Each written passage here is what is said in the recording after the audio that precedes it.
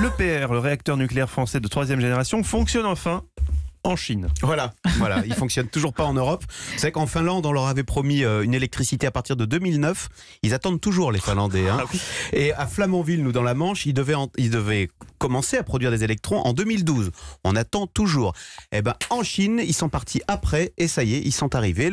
L'EPR, donc c'est une technologie française. Ce sont ces nouveaux réacteurs avec une haute sécurité. Eh bien, ça y est, il a été raccordé au réseau et il est mis en service sur le plan commercial.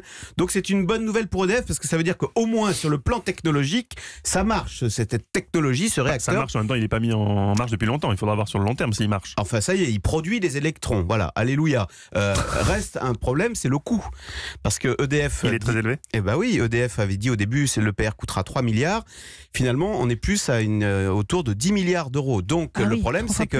Voilà, et donc sur le plan commercial, ça handicape l'avenir de ce réacteur, de cette technologie française. Alors EDF explique, oui, mais c'est parce que c'est une tête de série. Et puis, vous savez, ça faisait tellement longtemps qu'on n'avait pas fabriqué de nouveaux réacteurs qu'on avait un peu perdu la main. Mais avec l'expérience... C'est rassurant. Non, bah oui, mais c'est aussi parce qu'ils disent on fait les choses dans les règles de l'art, voilà. Mais avec l'expérience, on arrivera à diminuer les coûts. Donc, c'est pour ça qu'EDF a bon espoir. Notamment, ils essayent en Inde là, de vendre 6 nouveaux EPR. Et en France, alors où en est-on en France quand Flamanville va rentrer en service? Alors, donc, vous savez qu'en France, on a eu des problèmes de soudure. Hein. Il faut refaire des soudures qui n'étaient pas tout à fait aux normes. Justement, j'ai un peu de temps libre pendant les vacances. Voilà, il y a pas mal de soudure à faire dans la Manche.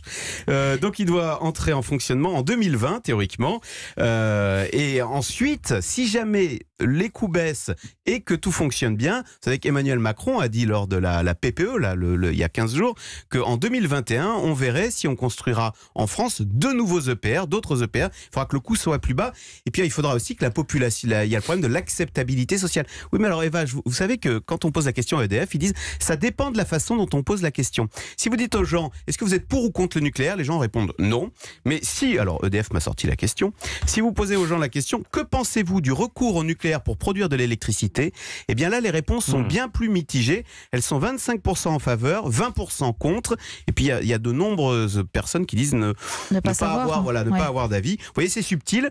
Il y a quand même un enjeu climatique parce que je vous rappelle que le nucléaire ne produit pas de CO2. Et puis surtout, il y a un enjeu financier pour EDF qui a investi des dizaines de milliards d'euros dans cette technologie. Si elle fait un flop, ça sera embêtant pour l'avenir d'EDF.